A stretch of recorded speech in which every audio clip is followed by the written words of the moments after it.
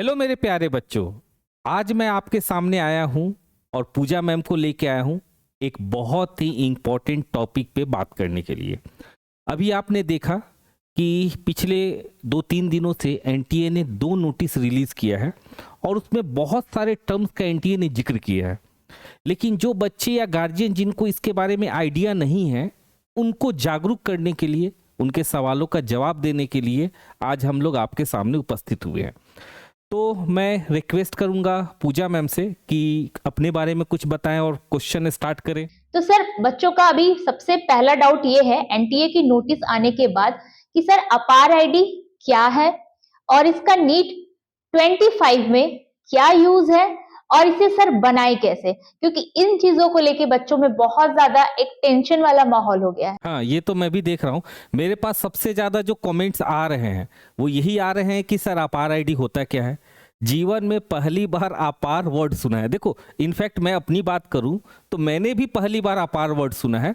पर आप इतना समझ सकते हैं कि जैसे आधार कार्ड होता है ना, वैसे ही एक अपार आईडी भी होता है। आधार कार्ड में क्या होता है कि जैसे आपका नाम, डेट ऑफ बर्थ, और मेनली आधार कार्ड एड्रेस के लिए या फिर फोटो आइडेंटिफिकेशन के लिए यूज होता है। उसी तरीके से अपार आईडी जो होता है ना, वो आपको आपके क्वालिफिकेशन के लिए यूज होता है। मतलब जो आपके पास डिग्रियां हैं, जो आपका क्वालिफिकेशन है, उसके लिए यूज होता है। तो अभी बहुत ज़्यादा इसके बारे में कोई भी क्लियर बातें एनटीए ने नहीं किया है, लेकिन उन्होंने क्लियर एक बात बोला है कि इस बार नीट 2025 में अपार आईडी को इंटीग्रेट किया जाएगा और इसका यूज़ होगा जब आप नीट 2025 का फॉर्म फिलअप करेंगे। सबसे पहले ये सवाल आता है कि नीट 2025 का फॉर्म कब आएगा। तो उसके लिए मैंने एक डिटेल वीडियो भी बनाया। मैं आपको अभी भी बता देता हूँ कि आपको जनवरी लास्ट तक, कभी भी आपको जनवरी लास्ट या फर्स्ट वीक ऑफ फरवरी तक कभी भी आपको रजिस्ट्रेशन फॉर्म रिलीज किया जा सकता है नीट 2025 का। पहली बात।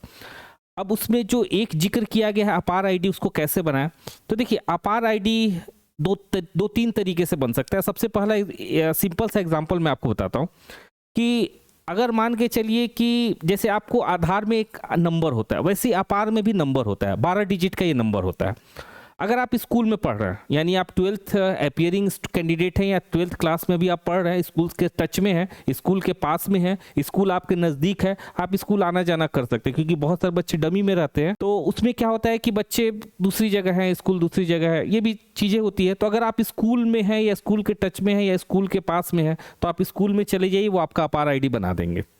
बहुत ज़्यादा उसमें समय नहीं लगता है, हार्डली आपको मान के चलिए 20 मिनट 30 मिनट्स का समय लगता है। अब मेन बात यही आती है कि ड्रॉपर्स कैसे बनाएंगे, उनके लिए प्रॉब्लम है। तो ड्रॉपर्स को बनाने का एक तरीका ये है कि आप डिजी लॉकर में अगर आपका पहले से आईडी बना हुआ है, तो वहां पे डॉक्यूमेंट सर्च करके बहुत इजी वे में आप विद इन 5 मिनट आप अपना अपार आईडी बना सकते हैं डिजी लॉकर में जाके। अब जिनका पहले से डिजी लॉकर में आईडी नहीं है, वो आईडी बना सकते हैं। तो 2-4 मिनट 5 मिनट आपको डिजी लॉकर में आईडी बनाने में लगेगा। आधार कार्ड से आपका बन जाता है और उसके बाद आप उसमें अपार आईडी बना सकते हैं। अपार आईडी बनाने के लिए किसी भी तरह की कोई भी डिटेल्स की जरूरत नहीं पड़ती है। अपार आईडी बनने के बाद आप उसमें ऐड कर सकते हैं, वो अलग बात है। पर अपार आईडी में बस 4 चीज लगता है जो ऑटोमेटिक फेच किया जाता है। डिजी लॉकर तो सबको पता है कि आधार कार्ड के बेसिस पे ही बनता है। तो डिजी लॉकर जो आधार कार्ड के बेसिस पे बनता है, उसके अंदर इनरोल करके आप डॉक्यूमेंट सर्च में जाएंगे। उसके लिए मैंने एक बहुत डिटेल वीडियो भी बनाया है। आप चाहे तो हमारे channel Momentum Kota classes counselling करके एक चैनल है, जहाँ पे मैं समय समय पे आते रहता हूँ। आप वहाँ पर जाके डिटेल में उसके बारे में देख सकते हैं। इसके अलावा एमकेसी नीट करके एक चैनल है, उसमें हम लोग टीचिंग और इस सब रिलेटेड पूरी जानकारी देते हैं। वहां पर भी जाके आप सर्च कर सकते हैं, आपने भी बनाया है उसमें, ठीक है। तो बच्चों का ये जो कंफ्यूजन था कि अपार आईडी बनता कैसे है, अपार आईडी का क्या यूज है, तो यूज बस इतना है, जैसे आपको आधार कार्ड जब आप नीट 2024 का फॉर्म भरे होंगे ना, तो उसमें आधार कार्ड का नंबर मांगा था, तो वैसे ही आपको अपार कार्ड का नंबर मांगेगा। और अपार आईडी जो नंबर है 12 डिजिट का नंबर है। आप बिना किसी डॉक्यूमेंट के, नहीं आपको 10th के डॉक्यूमेंट होना चाहिए, किसी डॉक्यूमेंट की जरूरत नहीं है, आप अपार आईडी जनरेट कर सकते हैं विद इन 5 मिनट्स। अब इसमें एक जो बहुत नोटिस में एक बहुत ज्यादा इंपॉर्टेंट सवाल जो पूछा गया था, वो है आधार अपडेशन। तो आधार अपडेशन में जो सबसे इंपॉर्टेंट था वो क्या था, देखिए मैं आपको बताना चाहता हूं कि जनरली जब अपन फॉर्म भरते हैं ना तो हमारे से मिस्टेक्स होता है। मिस्टेक्स क्या होता है कि कभी अपन नाम भर रहे हैं तो उसमें स्पेलिंग मिस्टेक हो गया, डेट ऑफ बर्थ भर रहे हैं तो उसमें मिस्टेक हो गया, और इसके कारण से बहुत ज़्यादा प्रॉब्लम होता था जब रिजल्ट आता था। मतलब कंप्लेंट्स तो आते ही थे कि हमारा नाम गलत हो गया, मेरा डेट ऑफ बर्थ गलत हो गया। इस सब चीज़ों को दूर करने के लिए एनटीए ने पिछले साल नीट 2024 से उन्होंने क्या किया कि आपको जब भी फॉर्म भरना है तो फॉर्म में आपको आधार कार्ड नंबर डालना है। सबसे पहला स्टेप था आधार कार्ड नंबर डाले। जैसे आप आधार कार्ड नंबर डालते हैं ऑटोमेटिक आपका नाम और डेट ऑफ बर्थ फेच कर लिया जाता था आधार डिटेल से, ठीक है। तो आपका नाम वो चेंज कर ही नहीं सकते हैं। और एनटीए का एक रूल है कि नीट 2025 का जब भी आप फॉर्म भरेंगे तो जो 10th क्लास के मार्कशीट का डिटेल्स है वही डिटेल्स आपको फिल करना है। लेकिन आपका मान के चलिए कि 10th क्लास के मार्कशीट का डिटेल्स और आधार कार्ड का डिटेल्स अलग है, तो उस केस में अगर आप आधार नंबर डालेंगे तो आधार कार्ड का डिटेल ले लेगा, वो आपका 10th क्लास के मार्कशीट के डिटेल से मैच ही नहीं कर रहा है, तो अल्टीमेटली आपका तो डिटेल्स मिसमैच हो जाएगा ना। तो इसी चीज को दूर करने के लिए एनटीए ने एक नोटिस रिलीज किया है। उसमें 2 वर्ड का उन्होंने यूज किया है। पहला कि अपार आईडी आप बनाएं, और मैं आपको सजेस्ट करूंगा कि अभी आप अपार आईडी नहीं बनाएं, आप वेट करें। जब रजिस्ट्रेशन फॉर्म आ जाएगा उस समय आपको 30 डेज का समय दिया जाता है, उस समय आप इजी वे में डिजी लॉकर में जाके, या डिजी लॉकर अगर आईडी नहीं है तो डिजी लॉकर आईडी बना के डिजी लॉकर में जाके आप आईडी बना सकते हैं। अभी जो आपको काम करना मस्ट है वो मैं आपको बताता हूँ। सबसे पहले आपको काम करना क्या होगा कि जो 10th क्लास का जो भी डिटेल है आपके पास, जैसे आपका नाम, डेट ऑफ बर्थ, इन दोनों को आप अपने आधार कार्ड से मैच कीजिए। एक बच्चा मेरे को बोल रहा था, मैं मेरे वीडियो में कमेंट भी किया था उसने कि सर जो मेरे फादर्स का जो नेम है आधार कार्ड मेरे और मेरे 10th क्लास के डॉक्यूमेंट में मिसमैच है। तो देखिए मैं आपको वही सजेस्ट करूंगा कि जो 10th क्लास का जो भी डिटेल है, जैसे आपका नाम, father's name, date of birth, वो आप अपने आईडी में, अपने आधार कार्ड में सेम रखिए। अगर आपका सेम नहीं है तो किसी भी आधार सेंटर में जाके उसको चेंज कर लीजिए। आधार कार्ड को किसी एक ऐसे मोबाइल नंबर से लिंक कीजिए जो आपका मोबाइल नंबर या तो आपके पास हो या तो घर वालों के पास हो। मतलब मोबाइल नंबर चालू इन कंडीशन होना चाहिए, और कम से कम 1 साल चालू रखिएगा, क्योंकि उसी नंबर से काउंसलिंग वगैरह भी होगा। और सर बच्चों का एक भी क्वेश्चन है कि माइंड में उठ रहा है कि अपार आईडी बनाने से क्या एनटीए जो स्कैम है एग्जाम में वो रोक सकती है, या जो एग्जाम सेंटर में वेरिफिकेशन होता है एक लंबा प्रोसेस होता है वो स्मूथ हो सकता है क्या, कि वेरिफिकेशन स्मूथ हो या स्कैम को रोका जा सकता है? मतलब किस पर्पज से ये आइडिया लाया गया है? स्कैम का लेना देना आधार कार्ड से है। मैं वही बता रहा था कि आधार कार्ड में जो ये डिटेल है 10th क्लास से मैच कीजिए। इसके अलावा बहुत सारे ऐसे बच्चे हैं जिनका 10 साल पुराना फोटो लगा हुआ है आधार कार्ड में। जब भी आप आधार कार्ड में लॉगिन कीजिएगा ना, सबसे पहले मोबाइल नंबर आपका चालू और उपस्थित होना चाहिए, क्योंकि आप आर बनाएंगे तो उसी मोबाइल नंबर में ओटीपी आएगा और उसी मोबाइल नंबर से डिजी लॉकर में भी आईडी बनेगा। तो जब भी अपन फोटो को देखा जाए तो इस बार एनटीए जो स्कैम, जो आपने वर्ड बोला ना, स्कैम को रोकने के लिए एनटीए का इस बार का प्रपोजल ये है कि वो फेस रिकॉग्नाइजेशन अटेंडेंस लेगी। अब वो फेस रिकॉग्नाइजेशन अटेंडेंस कैसे लेगी? तो जो भी आपके आधार कार्ड में आपका फोटो है उससे आपको मैच करेगी। अब मान के चलिए कि आपका फोटो 10 साल पुराना है, हो सकता है मिसमैच हो जाए, तो आप यकीन करें उस दिन आपको एग्जामिनेशन देने में प्रॉब्लम आएगा। और इसीलिए एनटीए वाले क्लियर ये बोल रहे हैं कि आप अपना जो 10th क्लास का डिटेल्स है वो आप सेम कर लीजिए।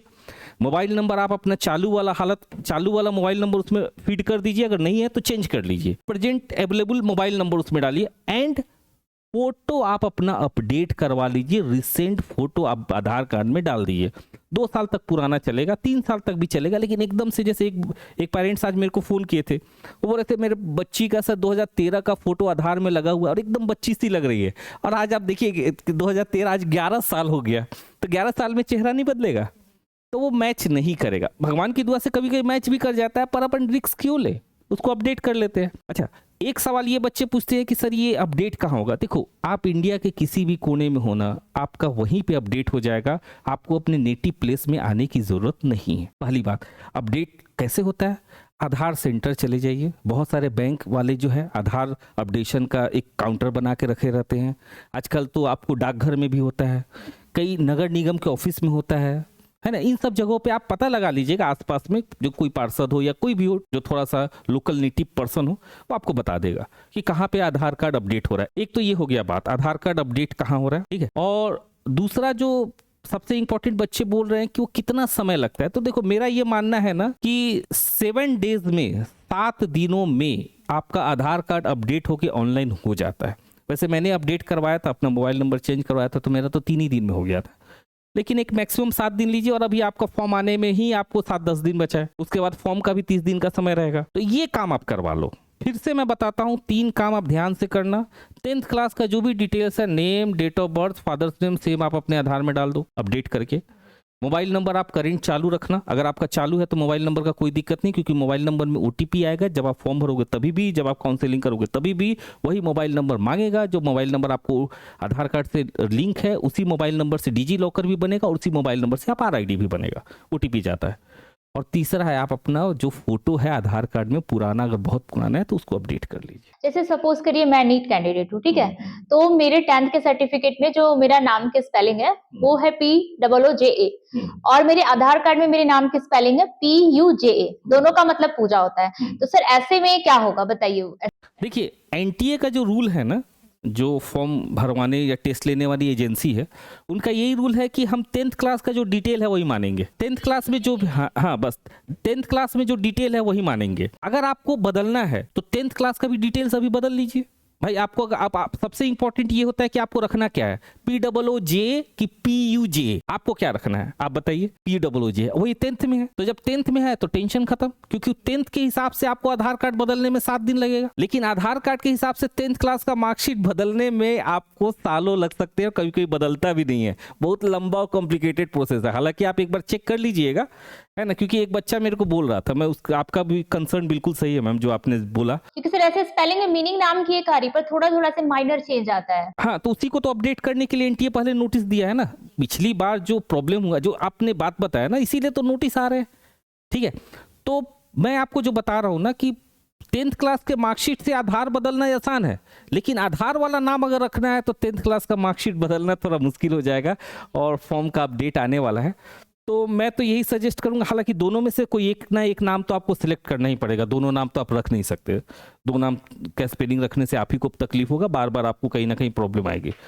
तो मैं तो यही सजेस्ट करूंगा कि जो 10th क्लास के मार्कशीट में उसी को मान लिया जाए। और अगर फिर भी आपको ऐसा लगता है कि नहीं मुझे तो मेरा आधार कार्ड वाला ही नाम चाहिए, वो आधार कार्ड वाला ही नाम सही है, तो आप 10th क्लास को भी जितनी जल्द से जल्द हो सके चेंज कराने का प्रोसेस शुरू कर दीजिए, क्योंकि इसमें बहुत ज्यादा समय लगता है। पहली बात। दूसरी बात, जो दूसरा नोटिस आया उसके बारे में और बताएंगे पूजा मैम, दूसरा नोटिस में क्या था? सर दूसरा नोटिस एग्जाम के रिगार्डिंग आया हुआ है। उसमें कहा गया है बच्चों के लिए कि जो पेपर है आपका, जो अटकलें लगाई जा रही थी कि ऑनलाइन होगा या 2 शिफ्ट में होगा, तो ऐसा कुछ भी नहीं है। आपका जो पेपर होगा जैसे अभी तक होता आया है, पेन पेपर मोड में होगा यानी ऑफलाइन होगा, और दूसरा सिंगल शिफ्ट में होगा यानी 1 डे 1 एग्जाम। आपको जाना है, एग्जाम कंडक्ट करा के आना है, फिर उसे आधार पे आपकी जो है मेरिट लिस्ट बन जाएगी। अच्छा, मतलब आपका ये कहना है कि जो सेकेंड नोटिस है उसमें इस बात का जिक्र किया गया है कि पेपर ऑफलाइन होगा, कंफ्यूजन खत्म।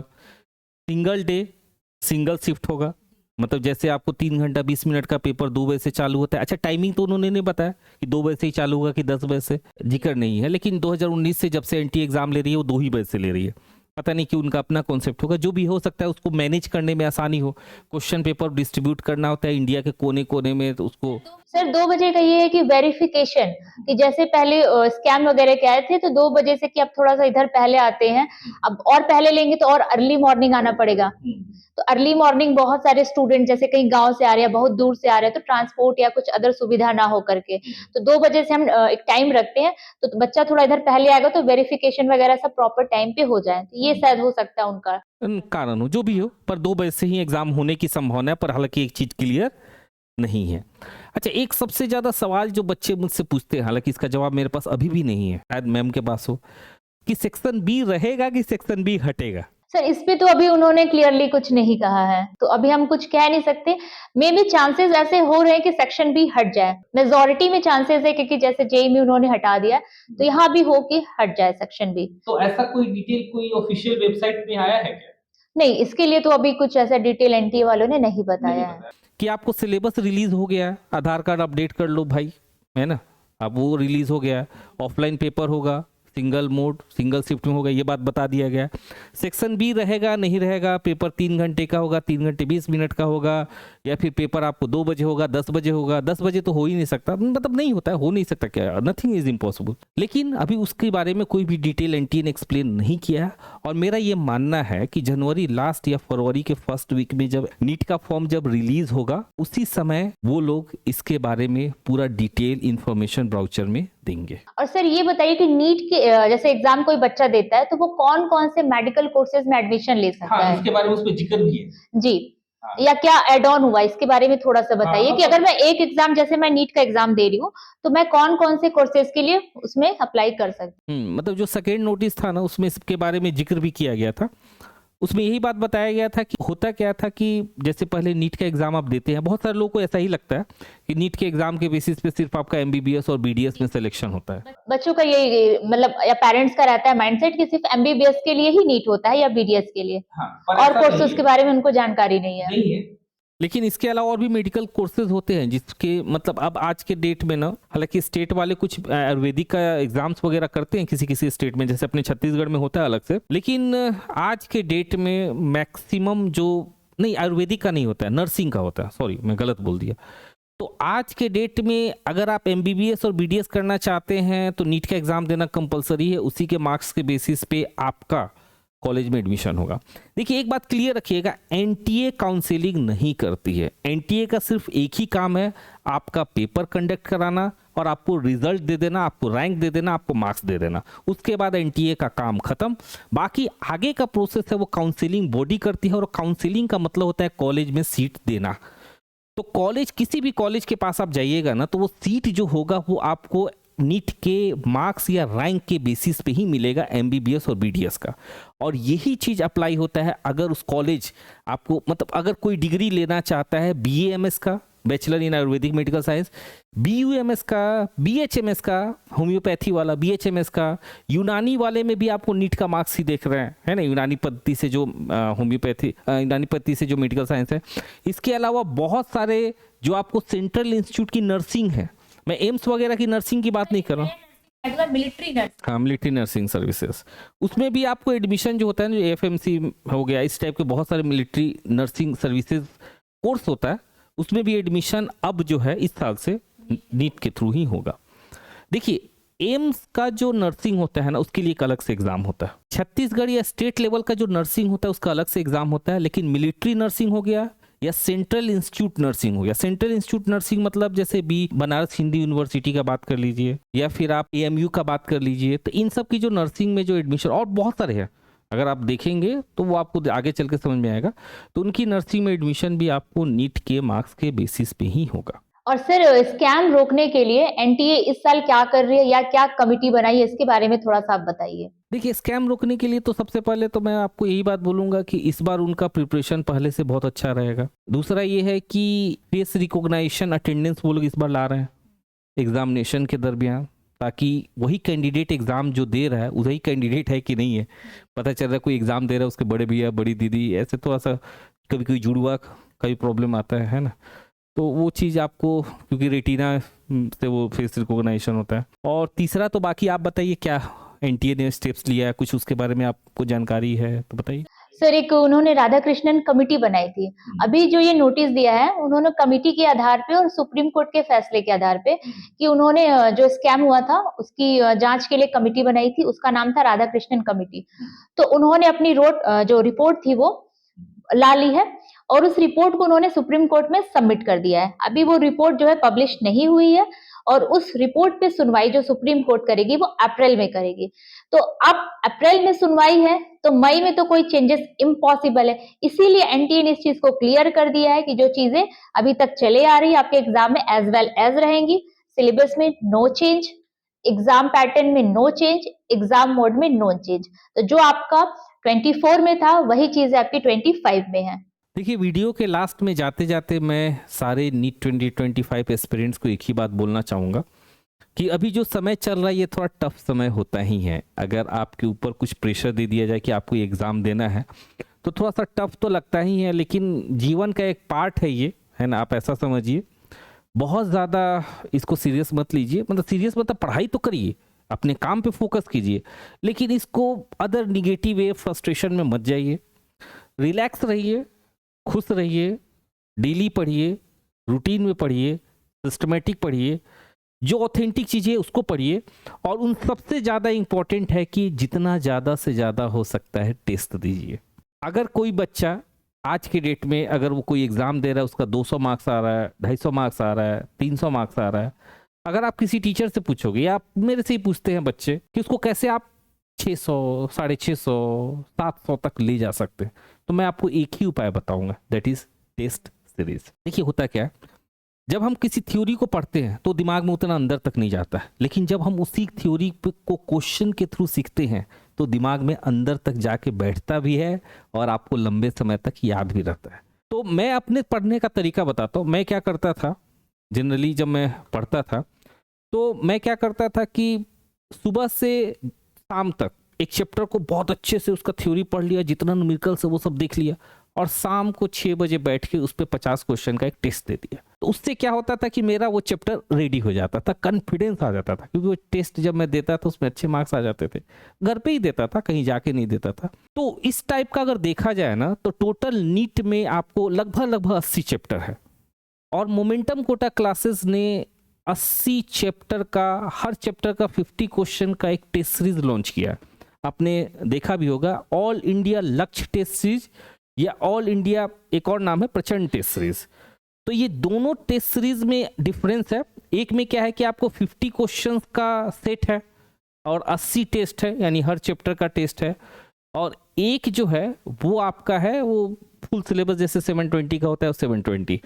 तो चैप्टर वाइज टेस्ट सीरीज या फिर वो 720 का जो टेस्ट सीरीज है, अगर आप अपने घर पे मंगाना चाहते हैं तो मैं आपको बता देता हूं, आप चाहें तो देख सकते हैं, डिस्क्रिप्शन बॉक्स में भी आपको नंबर लिखा हुआ होगा, 9893988509।